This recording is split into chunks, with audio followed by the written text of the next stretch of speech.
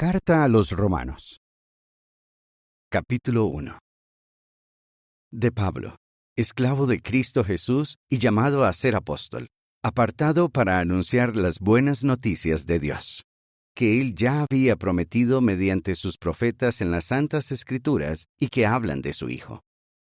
Él vino de la descendencia de David como ser humano, pero fue declarado Hijo de Dios con poder mediante el Espíritu de Santidad al ser resucitado de entre los muertos. Así es, Jesucristo, nuestro Señor, por medio de quien recibimos bondad inmerecida y un apostolado para que gente de todas las naciones pueda obedecer por fe para la gloria de su nombre. Naciones de entre las que ustedes también fueron llamados para pertenecerle a Jesucristo. A todos los amados de Dios que están en Roma y que han sido llamados para ser santos. Que tengan bondad inmerecida y paz de parte de Dios nuestro Padre y del Señor Jesucristo. Ante todo, le doy gracias a mi Dios mediante Jesucristo por todos ustedes, porque por todo el mundo se habla de la fe de ustedes. Pues Dios, a quien le doy servicio sagrado con todo mi espíritu anunciando las buenas noticias acerca de su Hijo, es mi testigo de que no me canso de mencionarlo siempre en mis oraciones. Y ruego que si es posible y es la voluntad de Dios, ahora por fin logre visitarlos. Estoy deseando verlos para transmitirles algún don espiritual a fin de fortalecerlos, o más bien, para que nos animemos unos a otros mediante nuestra fe, tanto la de ustedes como la mía. Pero quiero que sepan, hermanos, que muchas veces me propuse ir a verlos, aunque hasta ahora se me ha impedido hacerlo, con el fin de recoger algún fruto entre ustedes, igual que entre las demás naciones. Tengo una deuda con griegos y con extranjeros, con sabios y con insensatos. Así que estoy deseando anunciarles las buenas noticias también a ustedes en Roma. Porque no me avergüenzo de las buenas noticias. En realidad, son el poder de Dios para salvar a todo el que tiene fe, primero al judío y también al griego. En ella se revela la justicia de Dios debido a la fe y para la fe, tal como está escrito, pero el justo vivirá por su fe. Así es, la ira de Dios se revela desde el cielo contra toda irreverencia e injusticia de los hombres que de un modo injusto dificultan el progreso de la verdad. Pues lo que puede conocerse de Dios lo tienen claramente a la vista, ya que Dios se lo ha mostrado con claridad.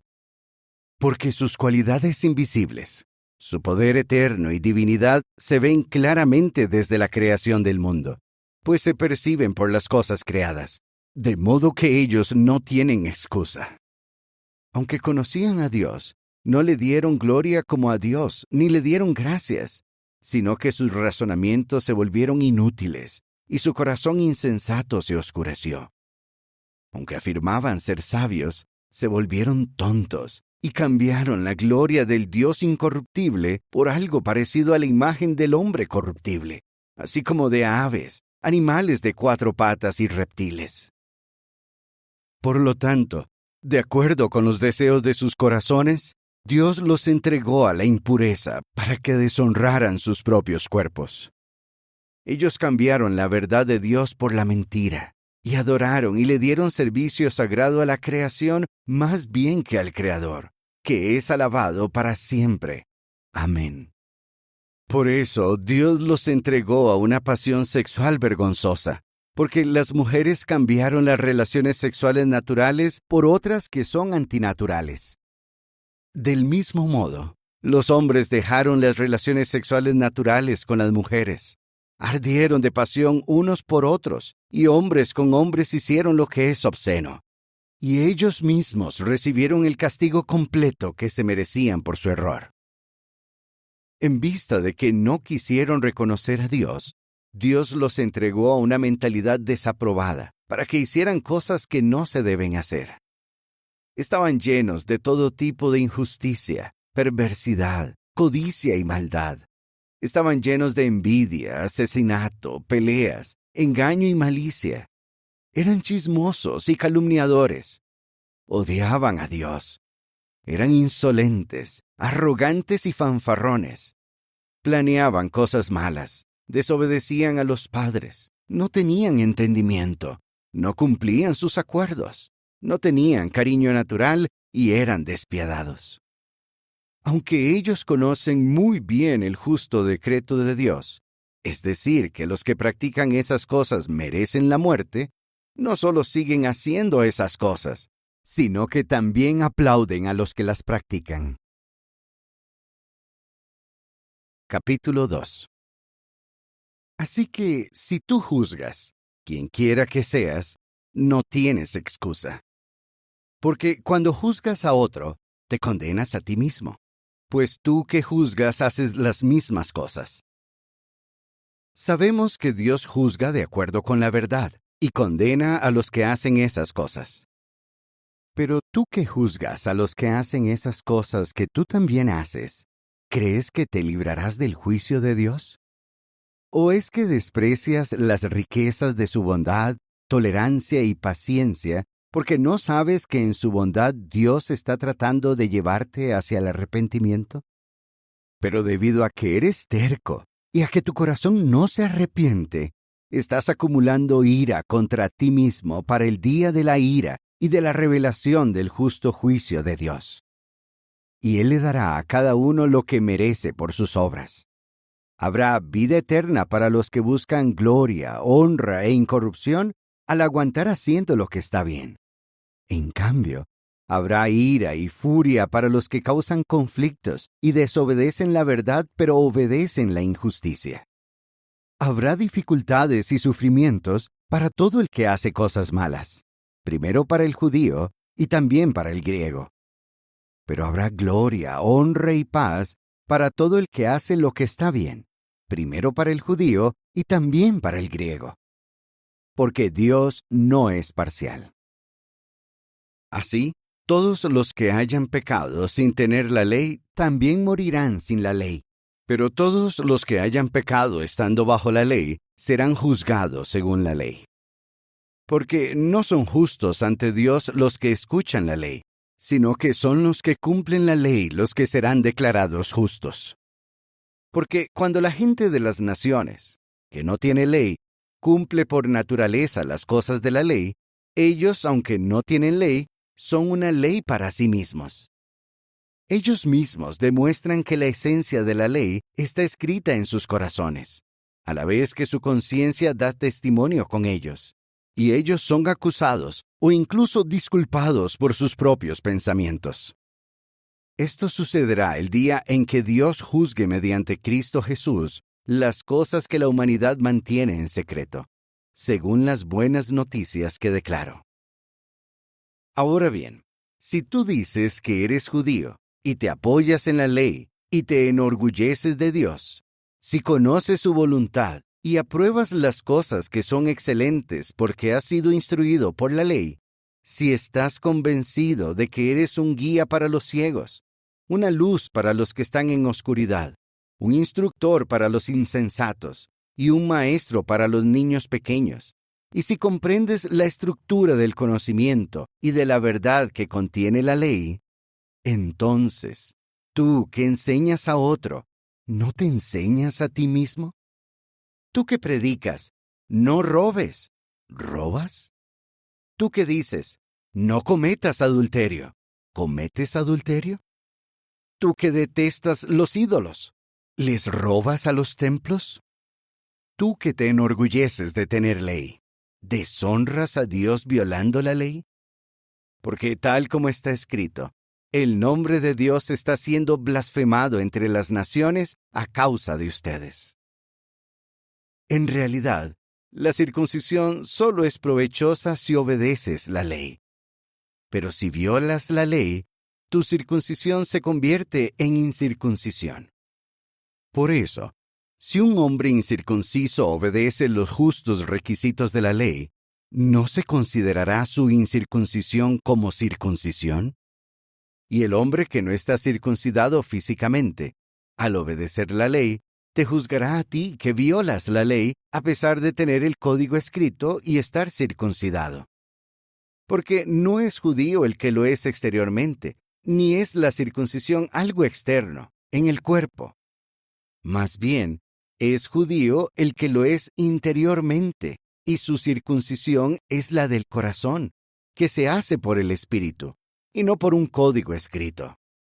Esa persona no recibe alabanzas de los hombres, sino de Dios.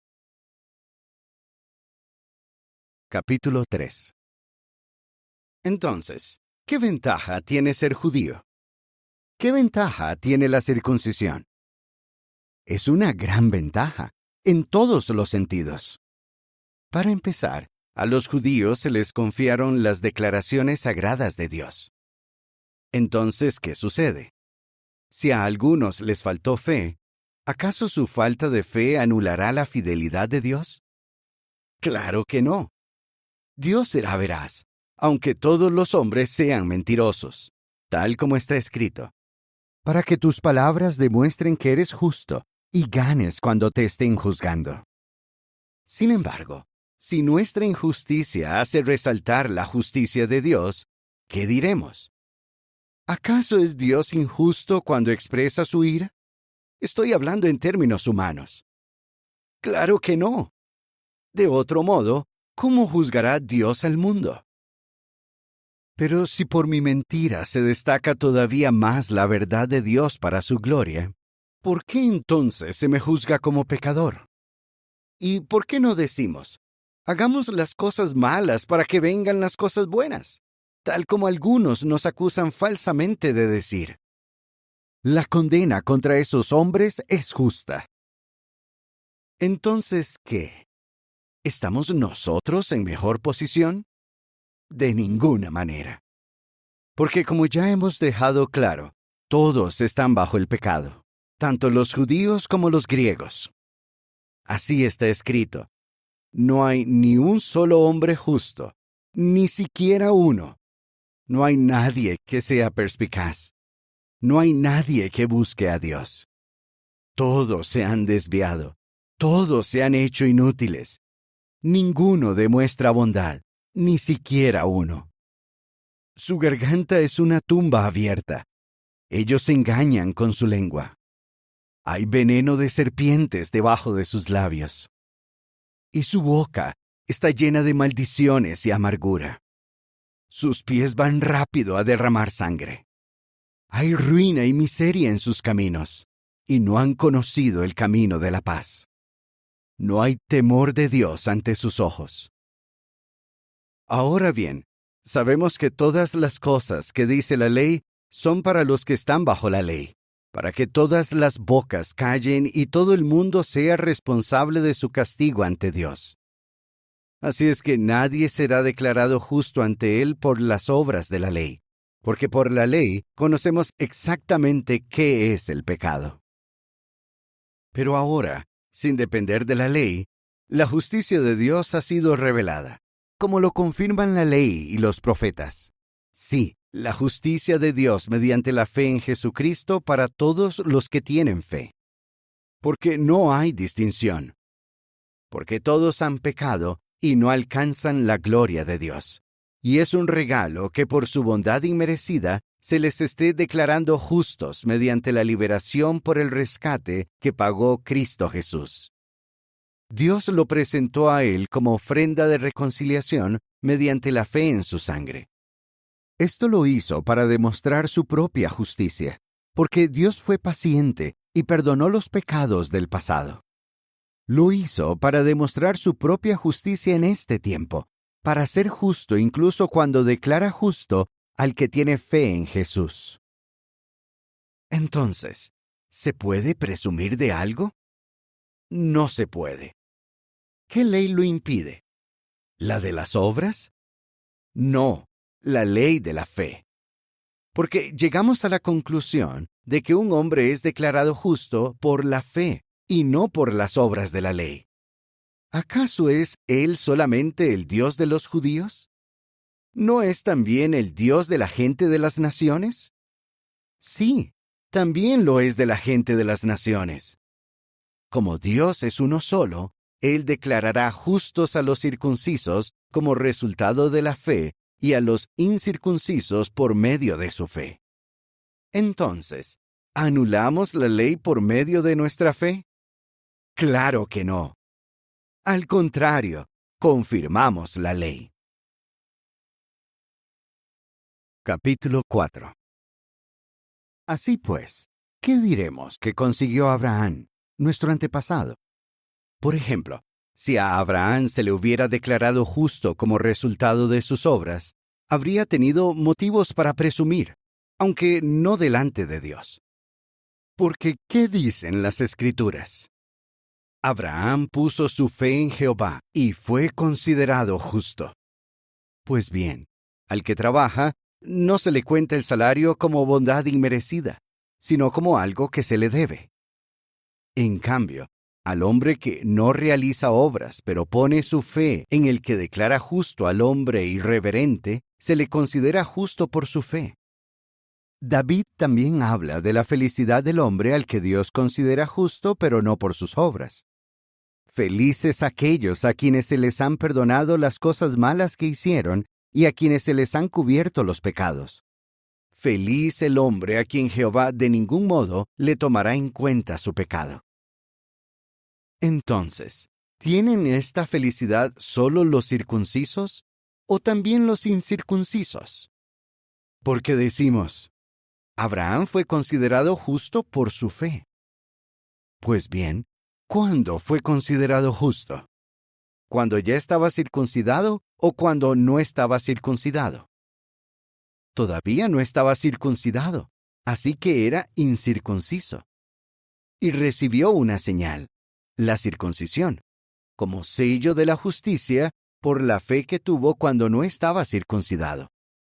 Esto sucedió para que fuera el padre de todos los que tienen fe sin estar circuncidados, a fin de que sean considerados justos, y para que fuera el padre de una descendencia circuncidada, no solo de los que se aferran a la circuncisión, sino también de los que siguen de cerca los pasos de la fe que tuvo nuestro padre Abraham cuando no estaba circuncidado.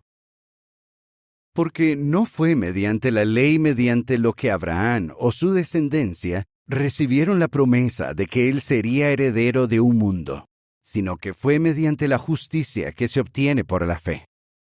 Porque si los que se aferran a la ley son los herederos, la fe es inútil y la promesa queda anulada. En realidad, la ley produce ira, pero donde no hay ley, tampoco hay transgresión. Por eso la promesa se recibe mediante la fe, para que sea por bondad inmerecida, a fin de que la promesa sea segura para toda su descendencia, no solo para los que se aferran a la ley, sino también para los que se aferran a la fe de Abraham, el padre de todos nosotros. Es tal como está escrito: Te he nombrado padre de muchas naciones.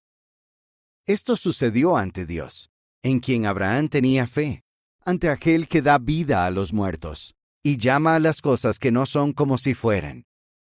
Aunque no había esperanza, se basó en la esperanza, y tuvo fe en que sería padre de muchas naciones, tal como se había dicho: Así de numerosa será tu descendencia. Y aunque su fe no se debilitó, sí se daba cuenta de que su cuerpo ya estaba como muerto, pues él tenía unos 100 años, y de que la matriz de Sara también estaba muerta. Pero a causa de la promesa de Dios, no dudó por falta de fe. Más bien, se hizo poderoso por su fe, de modo que le dio gloria a Dios, y estuvo plenamente convencido de que Dios podía hacer lo que le había prometido. Por tanto, fue considerado justo. Sin embargo, las palabras "fue considerado" no se escribieron solo para él, sino también para nosotros, que seremos considerados justos, porque creemos en el que levantó de entre los muertos a Jesús nuestro Señor. Él fue entregado a causa de nuestras ofensas, y fue resucitado para declararnos justos. Capítulo 5. Por lo tanto, ahora que hemos sido declarados justos como resultado de la fe, disfrutemos de la paz con Dios mediante nuestro Señor Jesucristo, mediante quien también hemos obtenido acceso por fe a esta bondad inmerecida de la que ahora disfrutamos. y alegrémonos debido a la esperanza de recibir la gloria de Dios. Es más, alegrémonos cuando pasemos por dificultades, porque sabemos que las dificultades producen aguante. El aguante hace que tengamos la aprobación de Dios. La aprobación de Dios produce esperanza, y la esperanza no decepciona. Porque el amor de Dios ha sido derramado en nuestros corazones mediante el Espíritu Santo que hemos recibido. De hecho, mientras todavía éramos débiles, Cristo murió por hombres irreverentes al tiempo fijado. Es difícil que alguien muera por un hombre justo, pero tal vez alguien esté dispuesto a morir por un hombre bueno. Sin embargo, Dios nos ha demostrado su propio amor de esta manera. Cuando todavía éramos pecadores, Cristo murió por nosotros. Y ahora que hemos sido declarados justos por su sangre, con mucha más razón seremos salvados de la ira por medio de él. Porque si fuimos reconciliados con Dios por medio de la muerte de su Hijo, cuando éramos enemigos, con mucha más razón seremos salvados por medio de su vida, ahora que estamos reconciliados. Y no solo eso, también nos alegramos a causa de Dios por medio de nuestro Señor Jesucristo, mediante quien ahora hemos recibido la reconciliación. Así pues, por medio de un solo hombre, el pecado entró en el mundo, y por medio del pecado entró la muerte. Y así fue como la muerte se extendió a todos los hombres, porque todos habían pecado. Porque ya existía el pecado en el mundo antes de que existiera la ley. Pero no se puede acusar a nadie de un pecado cuando no hay ley. Sin embargo, la muerte reinó desde Adán hasta Moisés, incluso sobre los que no habían pecado de la misma manera en la que pecó Adán, quien tiene cierto parecido con el que iba a venir. Pero el regalo no es como la ofensa. Porque si muchos murieron por la ofensa de un solo hombre, más aún abundaron para muchos la bondad inmerecida de Dios y su regalo mediante la bondad inmerecida de un solo hombre, Jesucristo. Además, no pasa lo mismo con el regalo de Dios que lo que pasó con el pecado de un solo hombre. La sentencia después de una sola ofensa fue una condena, pero el regalo después de muchas ofensas fue una declaración de justicia. Porque si por la ofensa de un solo hombre la muerte reinó por medio de él, con mucha más razón los que reciben en abundancia la bondad inmerecida y el regalo de la justicia reinarán con vida por medio de una sola persona, Jesucristo. Así pues, tal como una sola ofensa tuvo como resultado que hombres de toda clase fueran condenados, del mismo modo, un solo acto de justificación tiene como resultado que hombres de toda clase sean declarados justos y reciban vida. Porque tal como muchos llegaron a ser pecadores por la desobediencia de un solo hombre, del mismo modo muchos llegarán a ser justos por la obediencia de una sola persona. Ahora bien, la ley entró en escena para que aumentaran las ofensas. Pero donde abundó el pecado, abundó todavía más la bondad inmerecida. ¿Con qué fin? Para que tal como el pecado reinó con la muerte, del mismo modo la bondad inmerecida reine por medio de la justicia que lleva a vida eterna mediante Jesucristo nuestro Señor. Capítulo 6. Entonces, ¿qué diremos? ¿Debemos seguir pecando para que aumente la bondad inmerecida? Claro que no. En vista de que hemos muerto con respecto al pecado, ¿cómo podemos seguir viviendo en él? ¿O no saben que todos los que fuimos bautizados en Cristo Jesús, fuimos bautizados en su muerte? Así que fuimos enterrados con él mediante nuestro bautismo en su muerte, para que tal como Cristo fue levantado de entre los muertos mediante la gloria del Padre, también nosotros vivamos una nueva vida. Si estamos unidos a Él en una muerte como la suya, también estaremos unidos a Él en una resurrección como la suya. Porque sabemos que nuestra vieja personalidad fue clavada al madero con Él, para que nuestro cuerpo pecador perdiera su poder y así dejáramos de ser esclavos del pecado. Porque el que muere queda absuelto de su pecado. Además, si hemos muerto con Cristo, creemos que también viviremos con Él. Porque sabemos que Cristo, ahora que ha sido levantado de entre los muertos, no morirá jamás. La muerte ya no tiene dominio sobre Él. Porque cuando Él murió, murió una vez y para siempre con respecto al pecado. Pero la vida que vive, la vive para Dios. Asimismo, ustedes consideren que han muerto con respecto al pecado, pero que viven para Dios por Cristo Jesús. Por lo tanto, no dejen que el pecado siga reinando en sus cuerpos mortales, de modo que tengan que obedecer sus deseos. Tampoco sigan ofreciendo sus cuerpos al pecado como armas de la injusticia. Más bien, ofrézcanse a Dios como quienes han pasado de la muerte a la vida, y ofrezcan sus cuerpos a Dios como armas de la justicia. El pecado no debe ser amo de ustedes, porque ustedes no están bajo la ley, sino bajo la bondad inmerecida. Entonces, ¿qué? ¿Cometeremos un pecado porque no estamos bajo la ley, sino bajo la bondad inmerecida? Claro que no. ¿No saben que si se ofrecen a alguien como esclavos obedientes, se hacen esclavos de aquel a quien obedecen, sea del pecado que lleva a la muerte o de la obediencia que lleva a la justicia? Pero le damos gracias a Dios, porque aunque ustedes fueron esclavos del pecado, se hicieron obedientes de corazón al modelo de enseñanza al que se les entregó.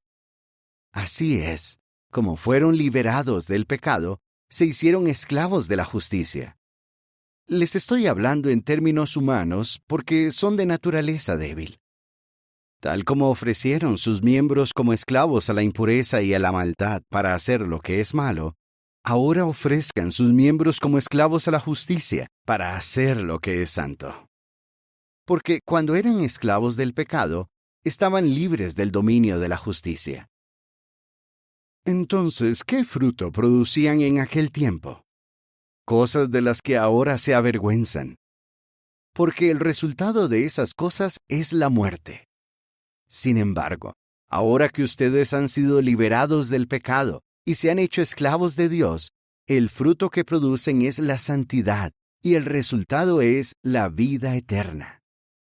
Porque el salario que el pecado paga es la muerte, pero el regalo que Dios da es la vida eterna por Cristo Jesús nuestro Señor. Capítulo 7. ¿Será que no saben, hermanos, porque estoy hablándoles a los que conocen la ley, que la ley tiene dominio sobre el hombre mientras vive? Por ejemplo, la mujer casada está atada por la ley a su esposo mientras él vive. Pero si su esposo muere, queda libre de la ley de su esposo.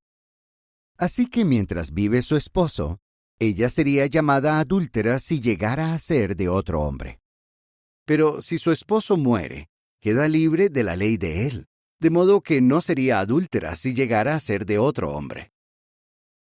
Asimismo, hermanos míos, a ustedes también se les hizo morir con respecto a la ley mediante el cuerpo del Cristo para que llegaran a ser de otro, de aquel que fue levantado de entre los muertos, a fin de que produzcamos fruto para Dios. Porque cuando vivíamos de acuerdo con la carne, los deseos pecaminosos que despertaba la ley actuaban en nuestros cuerpos para que produjéramos fruto que lleva a la muerte.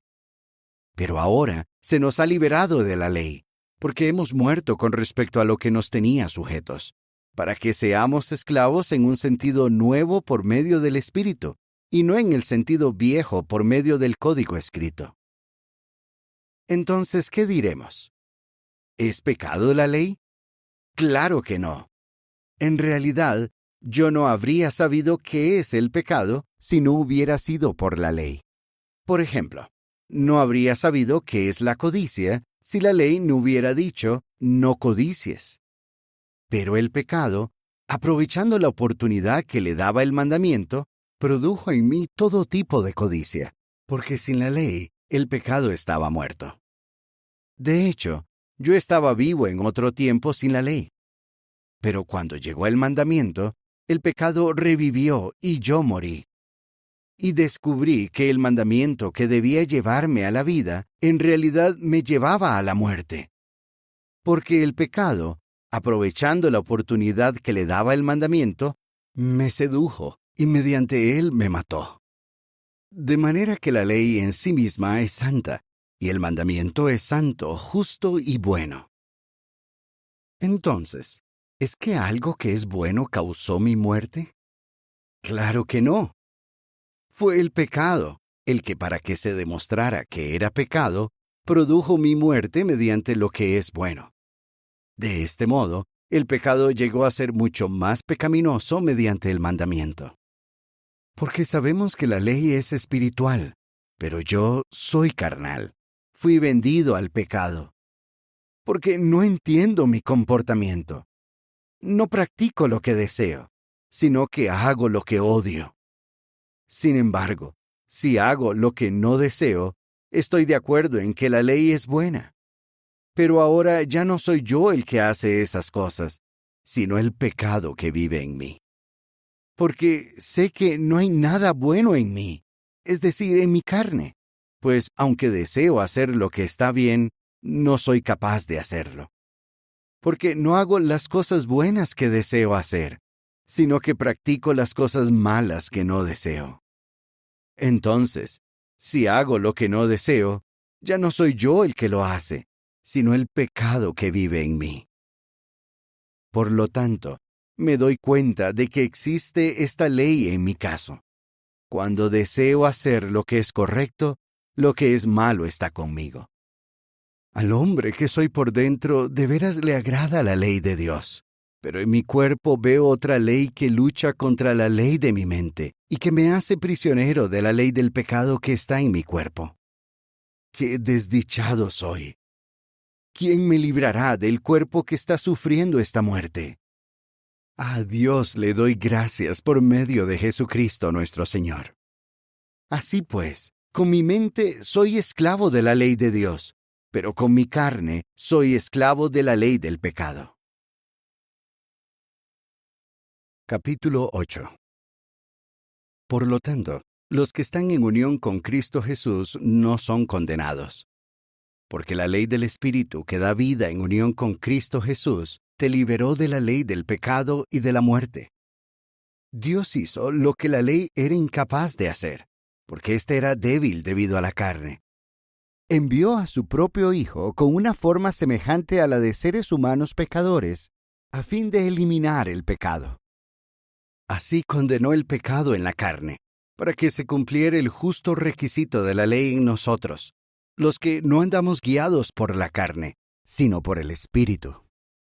Porque los que viven guiados por la carne se concentran en las cosas de la carne, pero los que viven guiados por el Espíritu se concentran en las cosas del Espíritu.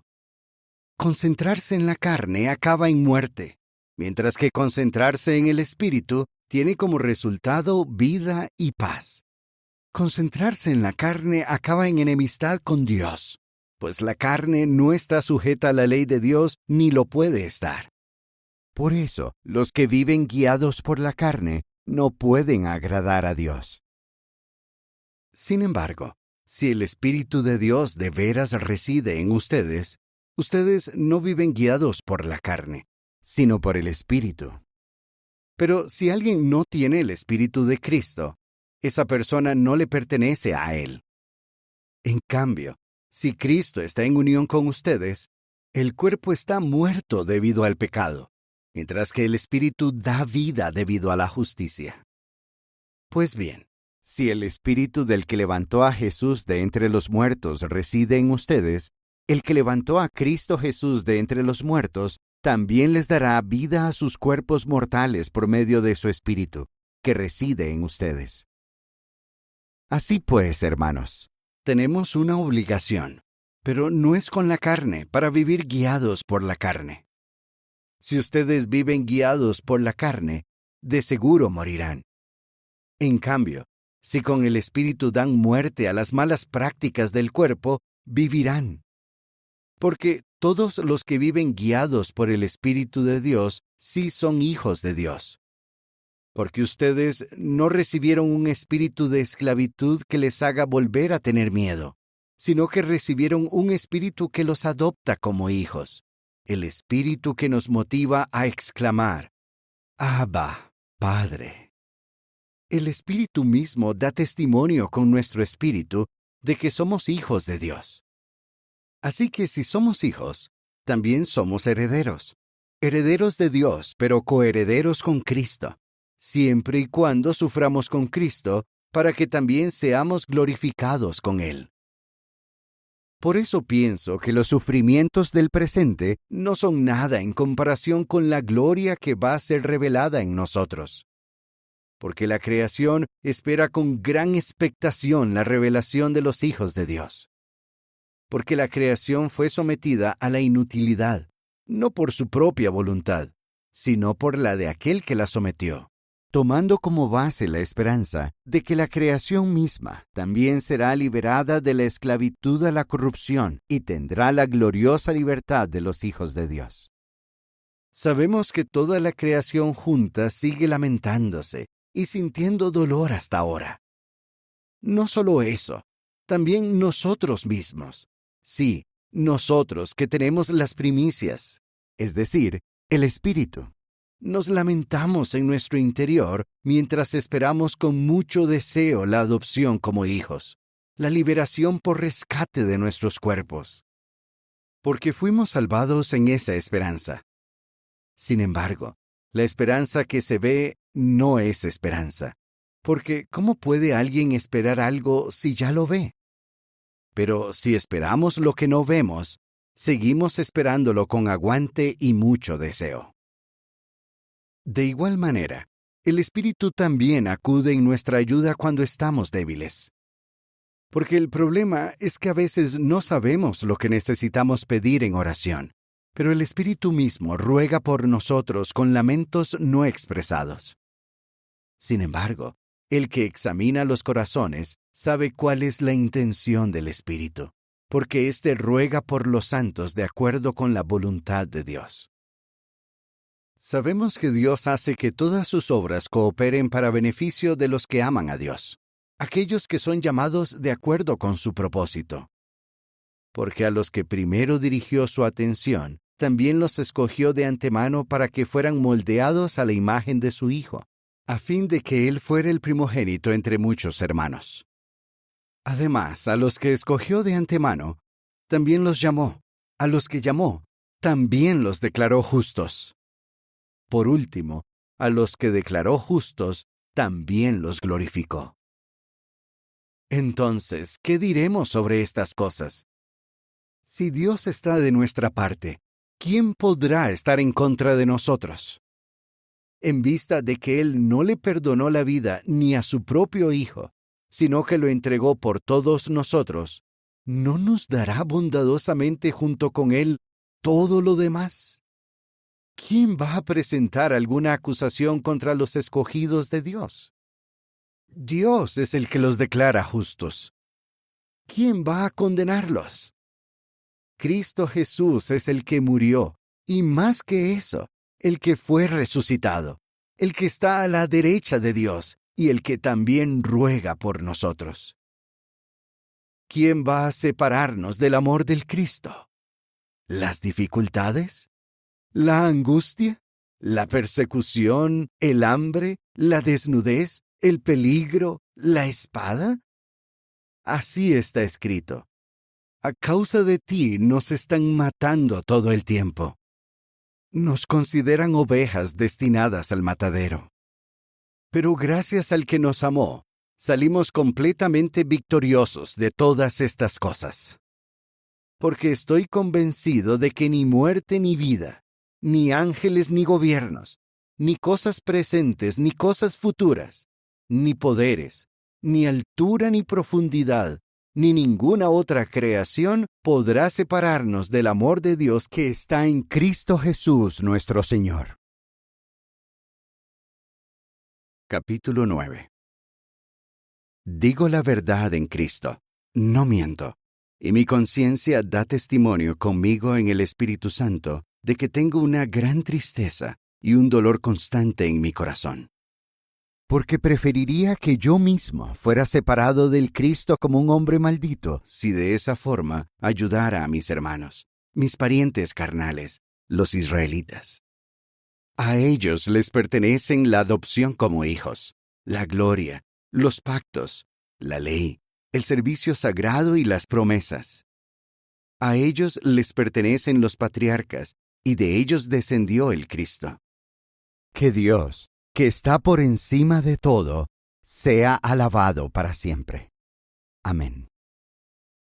Sin embargo, no es que la palabra de Dios haya fallado, porque no todos los que son descendientes de Israel son realmente Israel.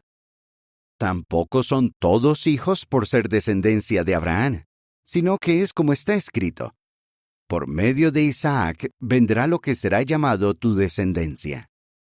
Es decir, los descendientes naturales no son realmente los hijos de Dios.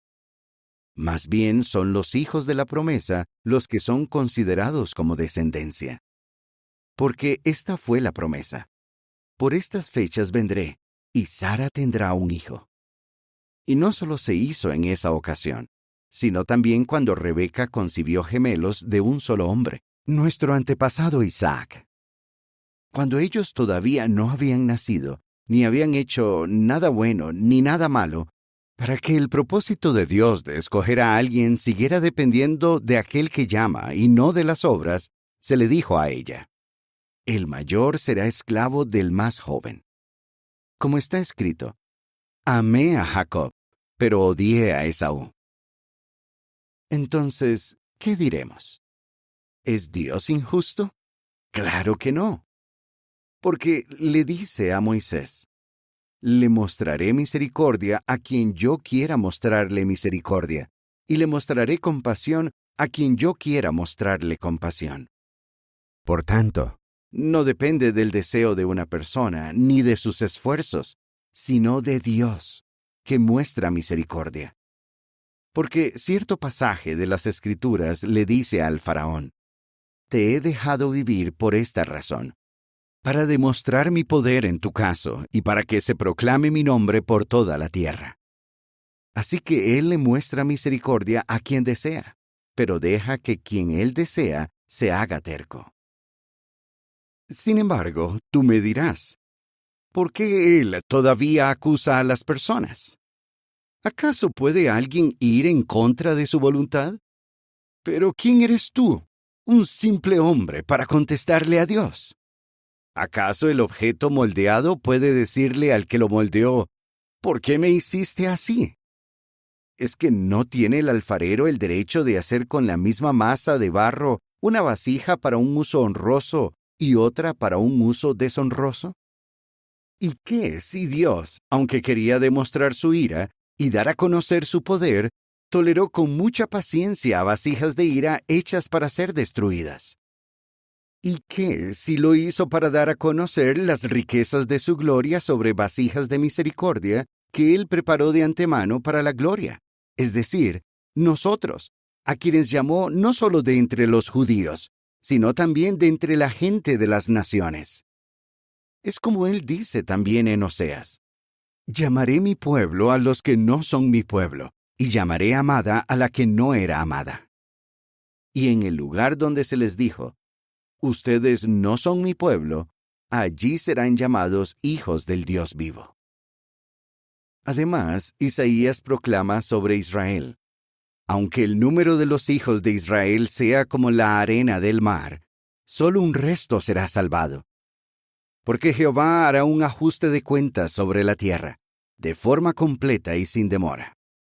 Y como Isaías también predijo: si Jehová de los ejércitos no nos hubiera dejado una descendencia, habríamos llegado a ser como Sodoma y nos habríamos parecido a Gomorra. Entonces, ¿qué diremos? Que gente de las naciones, aunque no buscaba la justicia, alcanzó la justicia que se obtiene por la fe. Pero Israel, aunque buscaba una ley de justicia, no logró alcanzar esa ley. ¿Por qué razón? Porque ellos no la buscaron por la fe, sino por las obras. Tropezaron con la piedra que hace tropezar, como está escrito: Miren, pongo en Sión una piedra que hace tropezar y una roca que ofende, pero el que ponga su fe en ella no será decepcionado. Capítulo 10. Hermanos, lo que en realidad deseo de corazón, y le ruego a Dios, es que ellos sean salvados. Porque doy fe de que tienen devoción por Dios, pero no se basa en conocimiento exacto. Al no conocer la justicia de Dios y tratar de establecer la de ellos, no se sometieron a la justicia de Dios. Porque Cristo es el fin de la ley, para que todo el que demuestre fe alcance la justicia. Hablando de la justicia que se alcanza por la ley, Moisés escribe: El hombre que hace estas cosas vivirá gracias a ellas. Pero la justicia que se obtiene por la fe dice: No digas en tu corazón quién subirá al cielo, o sea, para hacer bajar a Cristo. Tampoco digas: ¿quién bajará al abismo? O sea, para hacer subir a Cristo de entre los muertos. Más bien, ¿qué dice? La palabra está cerca de ti, en tu propia boca y en tu propio corazón. Es decir, la palabra de la fe que nosotros predicamos. Porque si con la boca declaras públicamente que Jesús es el Señor y con el corazón demuestras fe en que Dios lo levantó de entre los muertos, serás salvado. Porque con el corazón se demuestra la fe que lleva a la justicia, pero con la boca se hace la declaración pública que lleva a la salvación. Pues un pasaje de las Escrituras dice: Nadie que ponga su fe en Él será decepcionado. Porque no hay diferencia entre judío y griego. Todos tienen el mismo Señor, que es generoso con todos los que lo invocan. Porque todo el que invoque el nombre de Jehová será salvado. Sin embargo, ¿cómo lo invocarán si no han puesto su fe en Él? ¿Y cómo pondrán su fe en Él si no han oído hablar de Él? ¿Y cómo irán sin alguien que predique? ¿Y cómo predicarán si no han sido enviados? Tal como está escrito: Qué hermosos son los pies de los que declaran buenas noticias de cosas buenas. Sin embargo, no todos hicieron caso a las buenas noticias, pues Isaías dice: Jehová, ¿quién ha puesto su fe en nuestro mensaje? De modo que la fe sigue al mensaje que se oye, y el mensaje que se oye llega por medio de la palabra acerca de Cristo. Pero yo pregunto, ¿es que no oyeron? Claro que sí, porque por toda la tierra salió su sonido, y hasta el último rincón de la tierra habitada salió su mensaje. Pero yo pregunto, ¿es que Israel no sabía? Para empezar, Moisés dice: Provocaré sus celos usando a los que no son una nación. Provocaré su furia violenta usando una nación insensata. Pero Isaías se llena de valor y dice: Los que no me buscaban me encontraron. Los que no preguntaban por mí llegaron a conocerme. En cambio, de Israel dice: Todo el día tuve mis manos extendidas hacia un pueblo desobediente y terco. Capítulo 11. Así pues, yo pregunto, ¿es que Dios rechazó a su pueblo? Claro que no. Pues yo también soy israelita, de la descendencia de Abraham, de la tribu de Benjamín.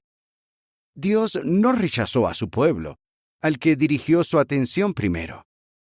¿No saben lo que dice cierto pasaje de las Escrituras sobre Elías cuando se queja de Israel a Dios? Jehová, han matado a tus profetas y han demolido tus altares. Solo quedo yo, y ahora tratan de quitarme la vida a mí. Sin embargo, ¿cuál fue la declaración divina? Todavía me quedan 7,000 hombres que no se han arrodillado ante Baal. Del mismo modo, también en este tiempo hay un resto escogido por bondad inmerecida. Ahora bien, si son escogidos por bondad inmerecida, ya no es por obras.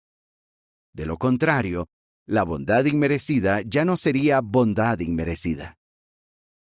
Entonces, ¿qué? Israel no consiguió lo que sigue buscando con tanto empeño, mientras que los escogidos sí lo consiguieron. Los demás se hicieron insensibles, tal como está escrito. Hasta el mismo día de hoy, Dios les ha dado un espíritu de sueño profundo, ojos que no ven y oídos que no oyen. David también dice, que su mesa se convierta en un lazo, una trampa, un obstáculo y un castigo para ellos.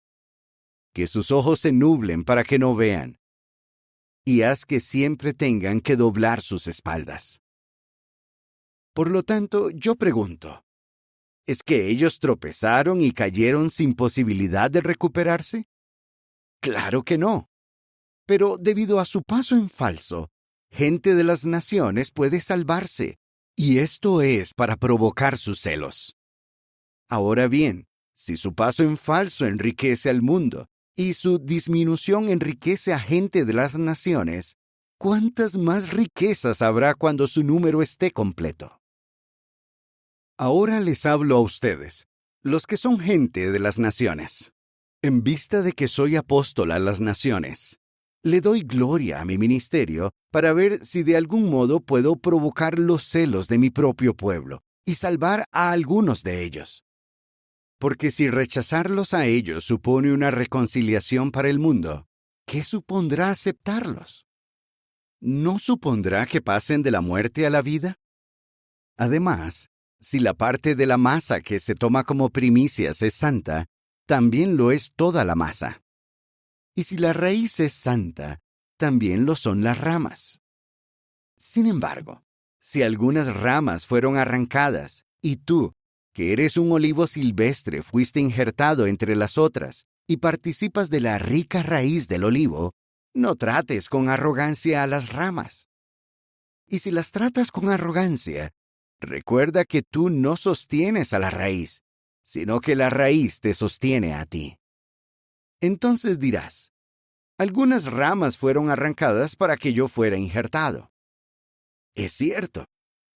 Ellas fueron arrancadas por su falta de fe. Pero tú estás de pie por la fe. En vez de ser arrogante, teme.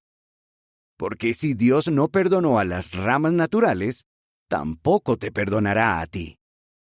Así que piensa en la bondad y en la severidad de Dios.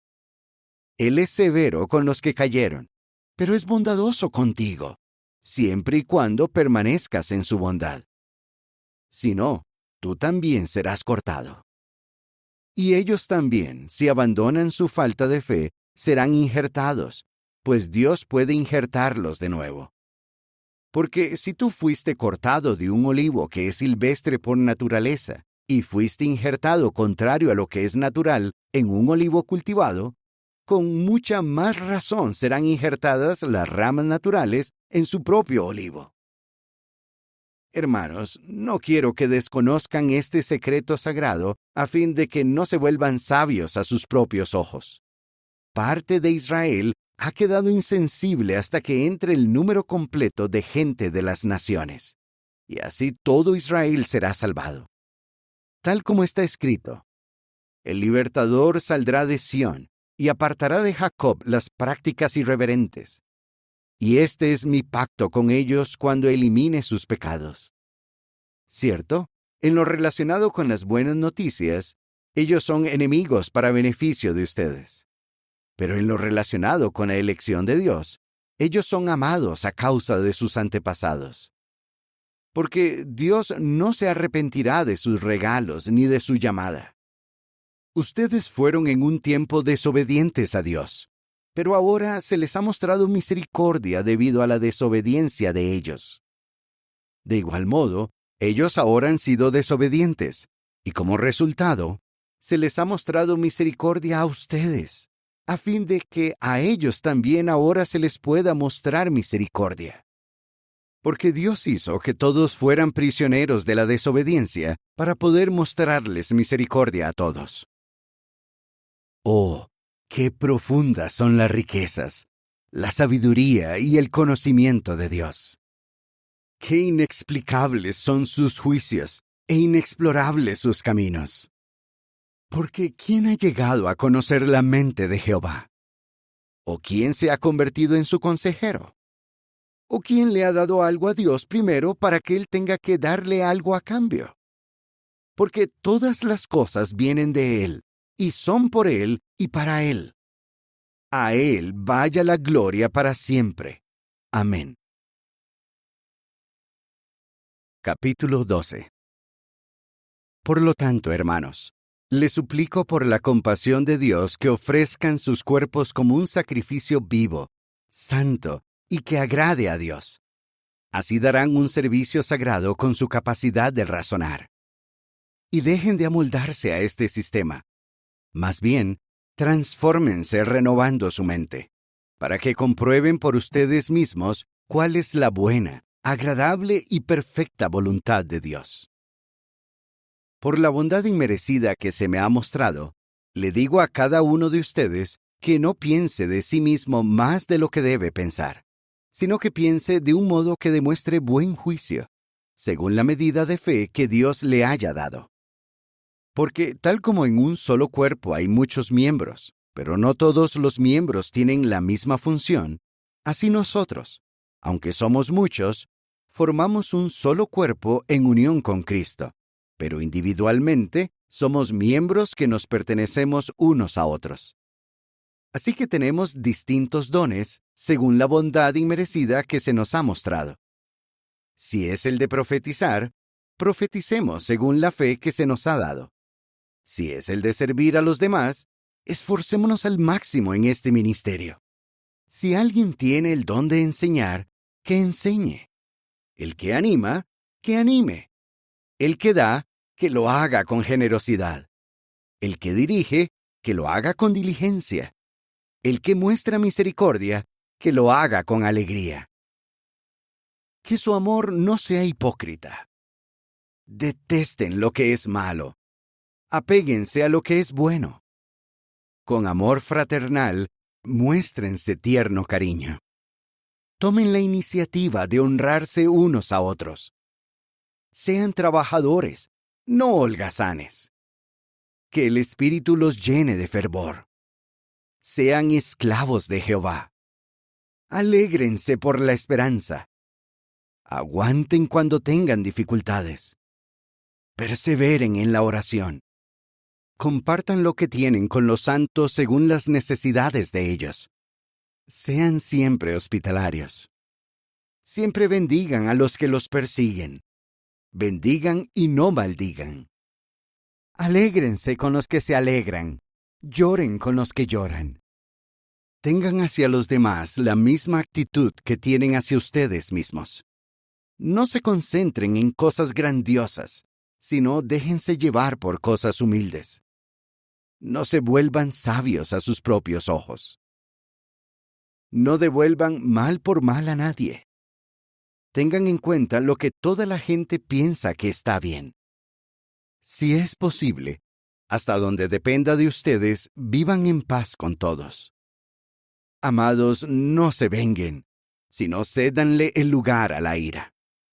Porque está escrito: Mía es la venganza, yo les daré su merecido, dice Jehová. Más bien, si tu enemigo tiene hambre, aliméntalo. Si tiene sed, dale algo de beber. Porque haciendo esto, amontonarás brasas ardientes sobre su cabeza. No te dejes vencer por el mal, sino sigue venciendo el mal con el bien. Capítulo 13. Que todos se sometan a las autoridades superiores, porque no hay autoridad que no venga de Dios. Las autoridades que existen han sido colocadas por Dios en sus posiciones relativas. Por lo tanto, el que se opone a la autoridad se ha puesto en contra del orden establecido por Dios. Los que se han puesto en contra de este orden recibirán su condena. Los que hacen cosas buenas no tienen miedo de los que gobiernan, pero los que hacen cosas malas, sí. Así que, ¿quieres vivir sin miedo a la autoridad? Entonces sigue haciendo el bien y recibirás sus alabanzas, pues está al servicio de Dios para tu beneficio. Pero si estás haciendo cosas malas, ten miedo, porque la autoridad no lleva la espada sin motivo. Está al servicio de Dios para ejecutar venganza y castigar al que practica cosas malas. Por lo tanto, es necesario que ustedes se sometan, y no solo por causa del castigo, sino también por causa de su conciencia. Por eso ustedes también pagan impuestos, pues los que gobiernan son siervos públicos de Dios que prestan este servicio constantemente. Denles a todos lo que les corresponde. Al que pide impuesto, el impuesto. Al que pide tributo, el tributo. Al que pide temor, dicho temor. Al que pide honra, dicha honra. No le deban nada a nadie excepto amarse unos a otros, porque el que ama a su prójimo ha cumplido la ley. Porque los mandamientos, no cometas adulterio, no asesines, no robes, no codicies, y cualquier otro mandamiento que haya, se resumen en estas palabras: ama a tu prójimo como te amas a ti mismo. El amor no le hace nada malo al prójimo. Por lo tanto, el amor es el cumplimiento de la ley. Hagan esto también porque ustedes conocen el tiempo en el que estamos. Saben que ya es hora de que despierten del sueño, porque nuestra salvación está más cerca ahora que cuando nos hicimos creyentes. La noche está muy avanzada. El día está cerca. Así que quitémonos las obras de la oscuridad y vistámonos con las armas de la luz. Comportémonos decentemente como si fuera de día. Nada de fiestas descontroladas ni borracheras. Nada de relaciones sexuales inmorales, ni conducta descarada. Nada de peleas ni celos. Más bien, vístanse del Señor Jesucristo y no estén haciendo planes para satisfacer los deseos de la carne. Capítulo 14. Reciban con gusto al que tiene debilidades en su fe, pero no juzguen cuestiones de diferencias de opinión.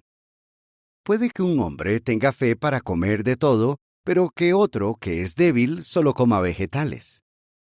Que el que come no desprecie al que no come, y que el que no come no juzgue al que come, porque Dios lo ha recibido con gusto.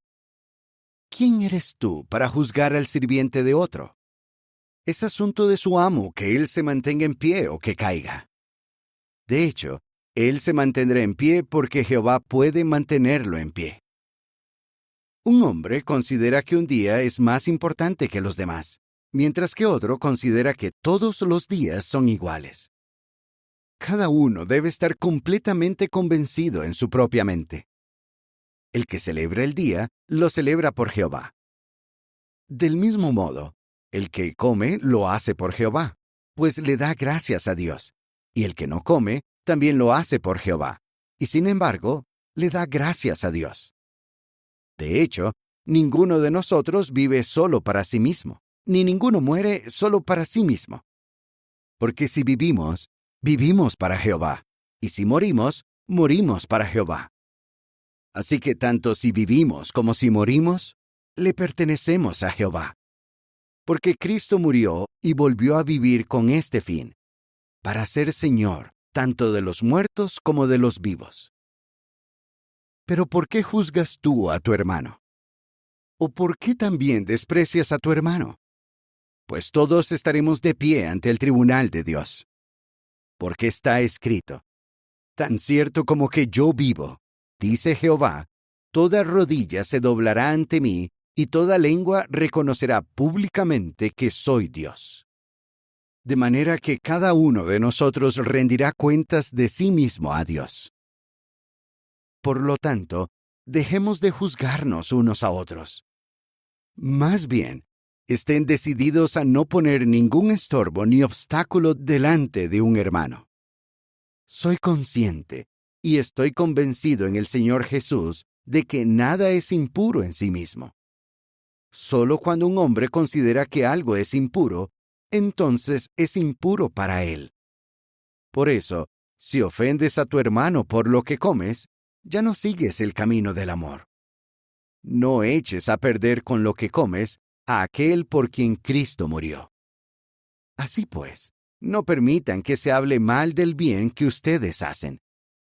Porque el reino de Dios no tiene que ver con comer y beber, sino con la justicia, la paz y la felicidad mediante Espíritu Santo.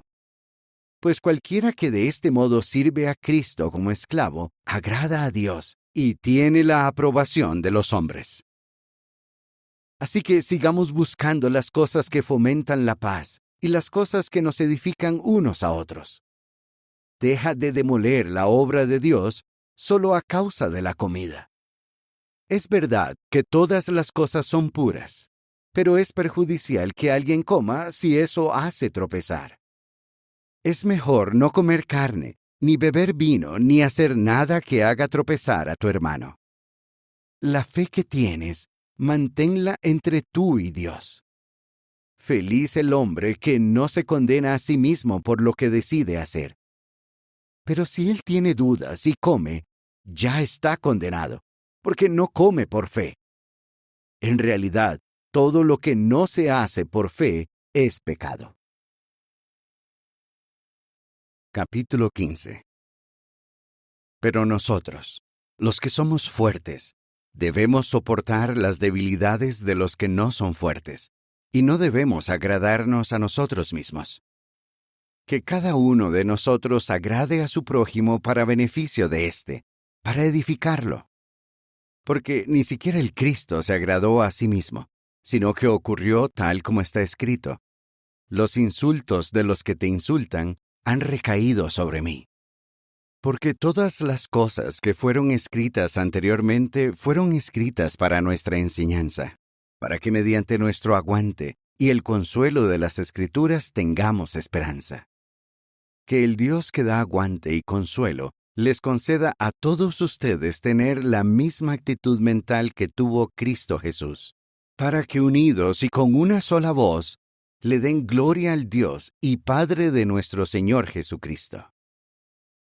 Así que recíbanse con gusto unos a otros, tal como el Cristo también los recibió con gusto a ustedes, para que Dios reciba la gloria. Porque les digo que Cristo llegó a ser ministro de los circuncisos para mostrar la veracidad de Dios y confirmar las promesas que Dios les hizo a los antepasados de ellos, y para que las naciones le dieran gloria a Dios por su misericordia. Tal como está escrito: por eso te alabaré públicamente entre las naciones, y le cantaré alabanzas a tu nombre. Y él también dice: alégrense naciones con su pueblo. Y en otro pasaje dice: alaben a Jehová todas las naciones, que todos los pueblos lo alaben. También Isaías dice: aparecerá la raíz de Jesé, el que viene para gobernar a las naciones. Las naciones pondrán su esperanza en él. Que el Dios que da esperanza los llene de felicidad y paz por su confianza en él, para que tengan mucha esperanza por el poder del Espíritu Santo. Hermanos míos, yo estoy convencido de que ustedes también están llenos de bondad y de todo conocimiento, y de que pueden aconsejarse unos a otros.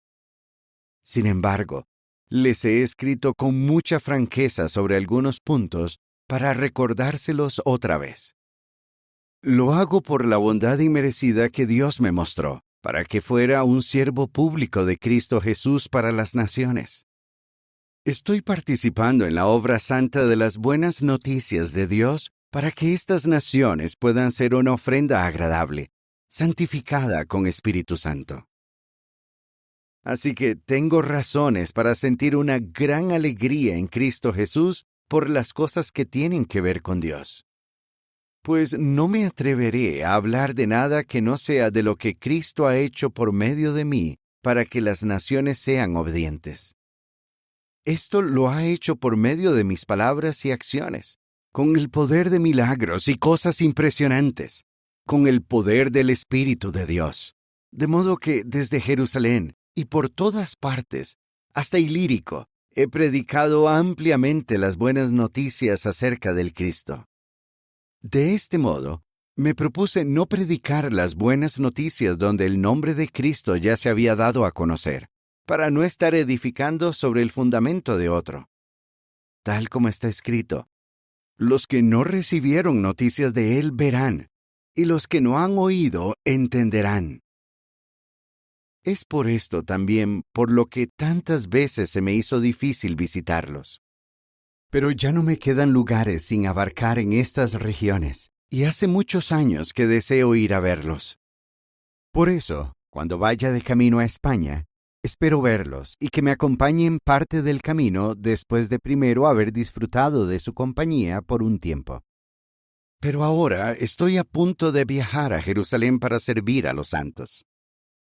Porque los de Macedonia y de Acaya han compartido con mucho gusto sus cosas haciendo una contribución a los santos de Jerusalén que son pobres. Es cierto que lo han hecho con gusto, pero en realidad estaban en deuda con ellos, porque si las naciones se han beneficiado de las cosas espirituales de los santos, también están obligadas a servirles a ellos con sus cosas materiales. Así que después de terminar esta tarea y de haberme asegurado de que reciban esa contribución, partiré para España y pasaré por donde están ustedes.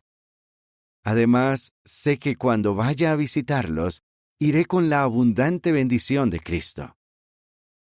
Hermanos, les suplico por nuestro Señor Jesucristo y por el amor del Espíritu, que se esfuercen, como hago yo, por orarle a Dios por mí, para que se me salve de los no creyentes de Judea, y para que mi servicio a favor de los santos de Jerusalén sea bien recibido por ellos. De este modo, si es la voluntad de Dios, los visitaré con alegría y nos animaremos unos a otros. Que el Dios que da paz esté con todos ustedes.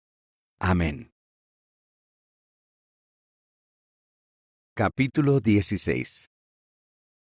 Les presento a nuestra hermana Febe, una ministra de la congregación que está en Cencreas, para que la reciban con gusto en el Señor de una manera digna de los santos, y para que la ayuden en lo que necesite, porque ella también demostró ser defensora de muchos, entre ellos yo mismo.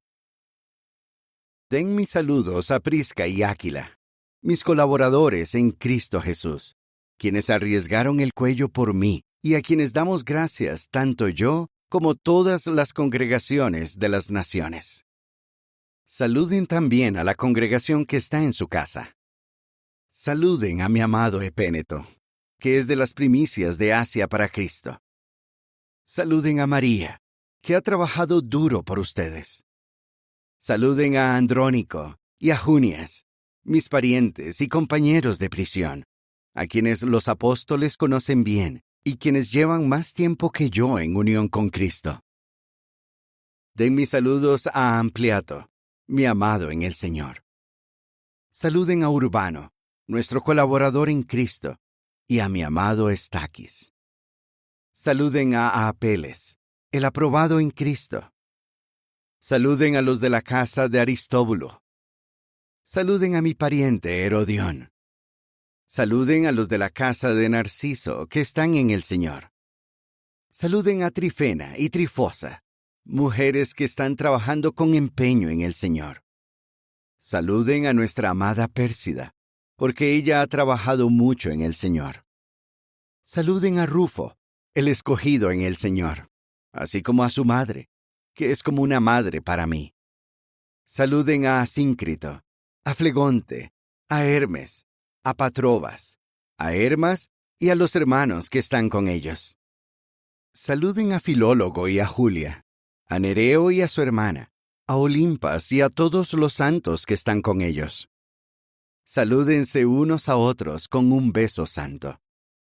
Todas las congregaciones del Cristo los saludan a ustedes. Hermanos, ahora les ruego con firmeza que vigilen a los que crean divisiones y obstáculos, que van en contra de las enseñanzas que ustedes han aprendido, y que los eviten. Hombres como estos no son esclavos de nuestro Señor Cristo, sino de sus propios deseos, y con palabras melosas y halagos seducen los corazones de los ingenuos. La obediencia de ustedes ha llegado a oídos de todos, y yo me alegro por ustedes.